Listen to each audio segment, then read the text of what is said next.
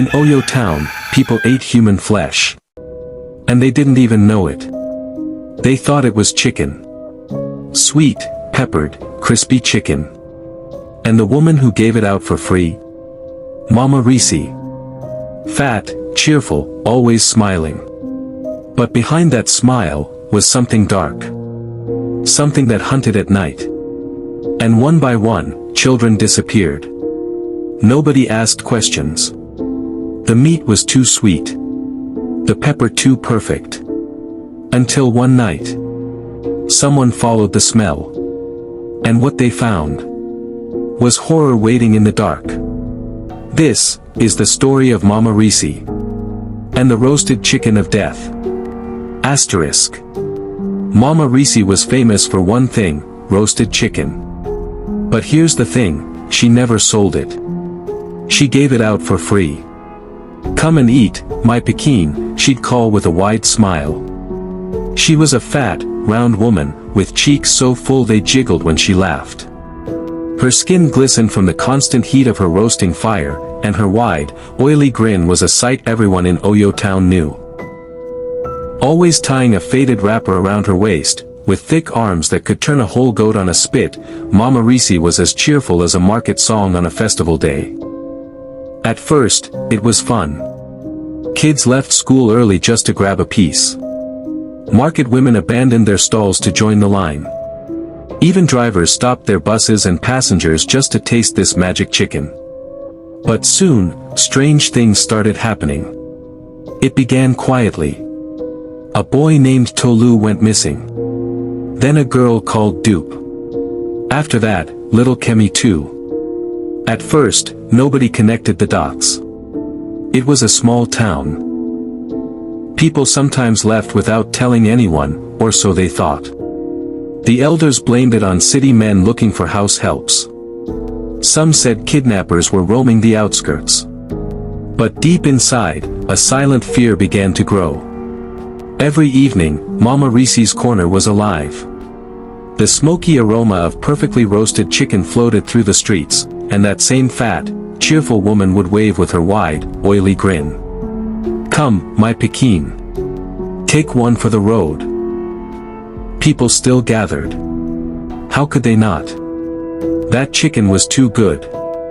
Juicy, peppered just right, with crispy skin that made your teeth thank you. But now, parents clutched their children a little tighter. Women whispered as they passed her stand.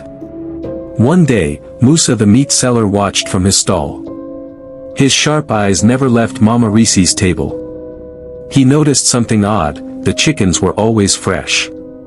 Even when the market ran out of live birds, even when the poultry man said no supplies had come in for days, Mama Risi roasted like her farm never emptied. Where does she get them from? He murmured to himself. That night, Musa followed her. From a distance, through the tall bush path behind her backyard, he saw a flickering light. He tiptoed closer, careful not to snap any dry twigs. The smell hit him first, not the inviting peppered chicken aroma, but something sour and strange. Through the leaves, Musa saw a table. And on that table, something that wasn't a chicken. His breath caught. He stepped back, heart pounding. But just then, a twig cracked beneath his foot. Mama Risi's head snapped up. Those cheerful eyes turned dark. Slowly, she smiled. Ah, Musa my son, come and eat, now. It's hot and fresh. Musa didn't wait. He took off, feet hitting the dusty path so fast his slippers flew behind. By morning, Musa was gone. Nobody saw him again. And the next evening, Mama Risi's stand was still full, with roasted chicken stacked high.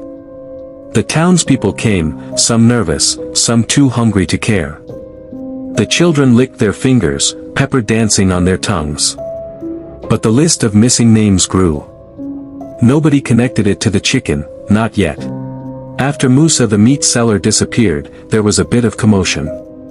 The market women wailed. The town crier beat his gong. A few men searched the bush path. Nothing. After 2 days, his name stopped being mentioned. And Mama Risi's stall. Still there. Still busy.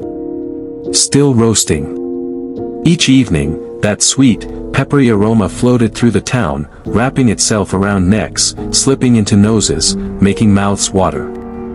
Even those who vowed to stay away, found themselves drawn to the stall under the mango tree. The disappearances continued. Not one person thought of Mama Risi. How could they? Even when Abani vanished, and people found a stain like dried blood under the mango tree, they shook their heads and blamed forest witches. On, but Mama Risi is always here now, one man argued. Can't be her.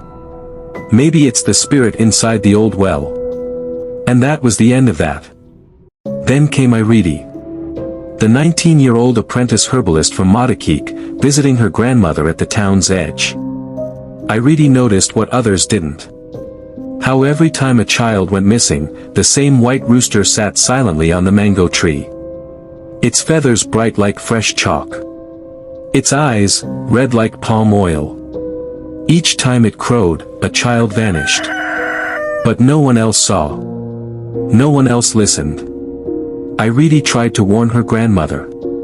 But the old woman dismissed her. You this girl, stop seeing what doesn't concern you. Spirits are everywhere in Oyo Town. Just pray and mind your business. And so, Irei kept quiet. Yet, that night, she couldn't sleep. The wind carried voices. Faint. Like whispers inside her ears.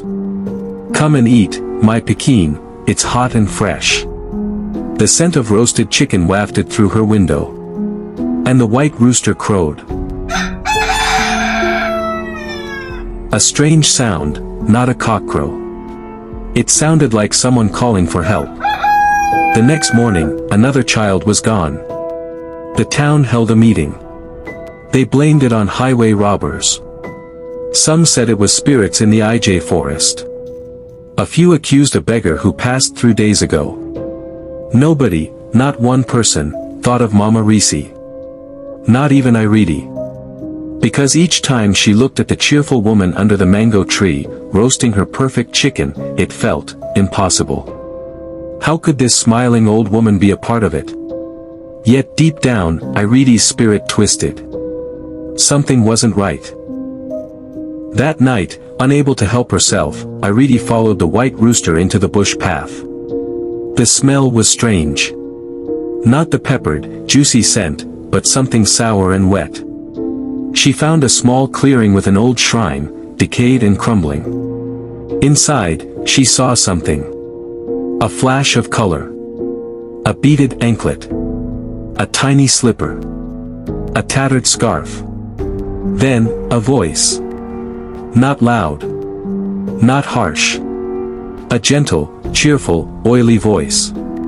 Ah, my Pekin, you're lost, ABI. Irei spun around. No one there. Just the wind and rustling leaves.